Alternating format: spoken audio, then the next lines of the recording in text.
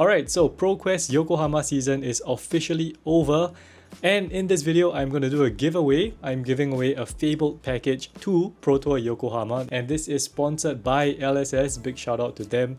Thank you for sponsoring this entire Journey to Yokohama series. And if you want to win that Fabled package, just leave a comment down below. Tell me your thoughts on this video. Just join in the discussion, and I will pick a winner 1 week from the release of this video.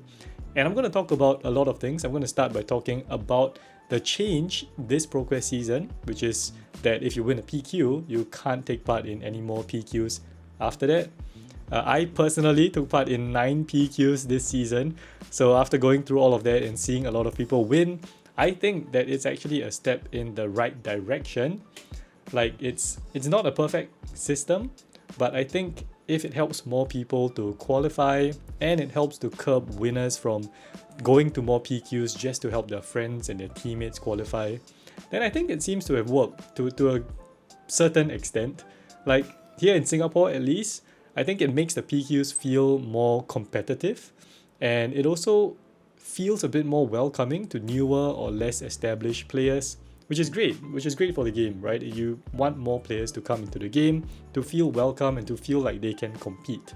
I think this system for sure can be refined in the future so that winners aren't like punished for winning. But yeah, as long as LSS keeps trying to experiment with different implementations, I trust that they will come up with better solutions in the future.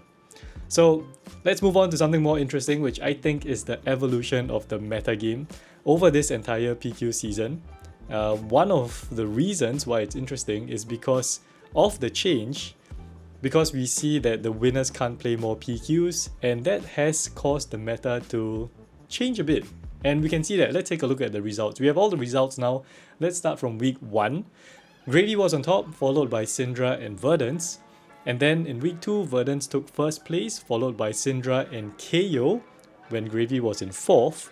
Week 3 was massive for Syndra with almost double the number of wins as Gravy in 3rd, and with Verdance in a strong 2nd spot. Then Verdance went back to the top in week 4, once again with Syndra and Gravy in 2nd and 3rd.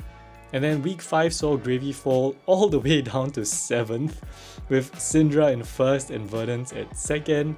And the final weekend results are in, and Gravy is back on top, sort of, with 7 wins, which is the same number of wins as Syndra and Mario, with Verdance just slightly behind at 6 wins. And we have the overall results as well, showing Syndra and Verdance well ahead as the top 2 decks with the most wins.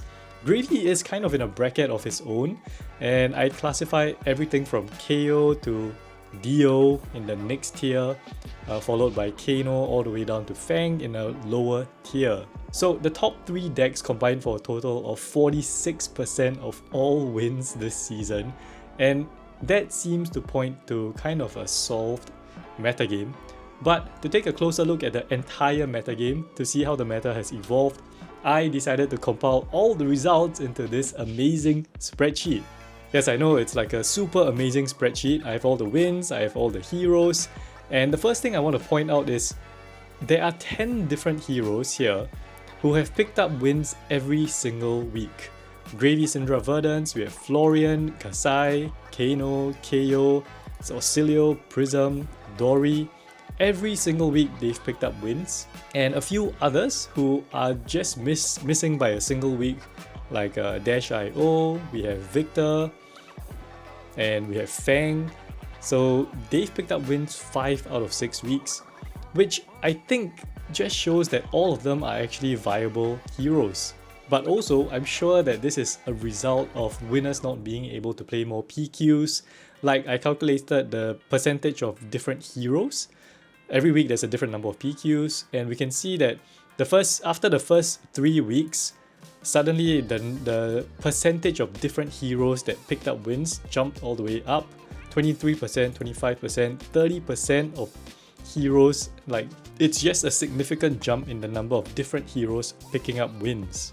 So yeah, I think the top of the meta is pretty much solidified, but the data still points to a relatively wide and diverse metagame with many viable heroes. Like, there's a total of 14 heroes with double-digit wins, with 11 of them picking up at least 20 wins. So to me at least, I think that's a pretty healthy metagame. And I'm focusing a lot on this because I've seen a bit of talk about the meta being bad or being stale, which I think are two different things. And I kind of agree that the meta feels a bit stale, feels a bit boring.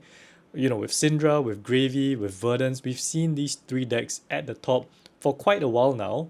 And they're just everywhere. There hasn't been much of a shake-up ever since High Seas, I would say, even with the banning, with Sleepy being gone. Maybe with the upcoming of Verdance as a contender in the top 3 decks, that was probably the biggest difference. And at the same time, these 3 decks, to me at least, they don't feel super oppressive. Like, even looking at the data, we can see that there are a lot of heroes that can still win in this field. I think it's just a bit boring. I think Super Slam not having an impact on the metagame was quite big. If we look at the data, I think RKO has been the best performing new hero. I don't think Tough Nut is a contender. I think Pleiades and Lyeth are still being figured out. All that being said though, I just watched the latest episode of Arsenal Pass and I think you should go check it out too. Punkage and Hayden discuss the evolution of the top decks and how even until now, deck lists are not homogeneous. There's a lot of change and the top players have been consistently innovating, finding new cards in order to find more edges in this metagame. So while it might seem a bit stale because the heroes at the top have been around for so long, I think it's still interesting on a more micro level, such as in deck building, right? Where you can build in a way to give you a better chance at winning because you know what the metagame looks like. So for me, having played in 9 ProQuests this season, I think I've personally lived through all of this over the past month or so. I've seen the evolution of decks in the metagame, and I initially wanted to play Dash.io for the entire season. Like, I played Dash.io in the very first ProQuest and I managed to top 8, but eventually I ended up on Gravy for most of the PQs. And I think the difference is that it kind of happened to me, right? I kind of got bored of playing Dash.io and I was just having less fun with Dash.io. I was having more fun with Gravy. I actually picked up Gravy after the Tipple ban because I wanted to figure out the new cards, whether they were good in Gravy and how to beat them as Dash.io.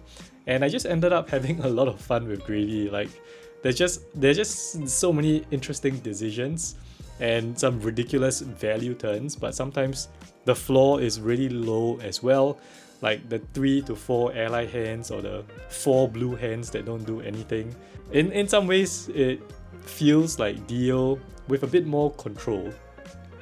So yeah, I ended up on Gravy for 6 of the 9 ProQuests that I played in. I made 2 top 8s, I made 1 top 4, and I managed to win the final one. So yeah, it's a good deck, and I think at this point I have to shout out Justin Chu and Jacob Clemens for their MetaFi guide, which is probably the most bought MetaFi guide and top rated MetaFi guide right now. It's just ridiculously, incredibly comprehensive. It was a great foundation to help me learn the deck and learn the hero so much quicker. So yeah, big shout out to them. What a fantastic MetaFi guide. But I guess my point here is that while the meta may be boring to the extent where playing your favorite hero is boring, I think there are still ways to have fun in the game. You can learn a new hero, you can try a different deck list, you can find another angle to try and attack the meta. For example, here in Singapore, there were 3 ProQuest winners who took down their ProQuest on Yao quite early on as well. And one of them, by the way, is Clinton, who you may have seen my previous Journey to Yokohama videos. And I think that's just proof, right, that Flesh and Blood still rewards specialists and still rewards skill. So yeah, so anyway, now we all have our invites to Pro Tour Yokohama. Of course, there are other ways. If you want to take part in the Pro Tour but didn't get to qualify, you can do well at callings, at battle hardens, and earn yourself a PTI, which you can redeem to go take part in the Pro Tour. And even if you're not taking part in Pro Tour, there's a lot of stuff happening at Pro Tours. You can just head to Yokohama with your friends, travel around, explore the place while playing in callings, in battle hardens, other events. There's going to be so many things to do at the Pro Tour. So yeah, that was ProQuest season. Remember to comment down below if you want to take part in the giveaway, and I guess I'll see you at Pro Tour Yokohama. Bye bye.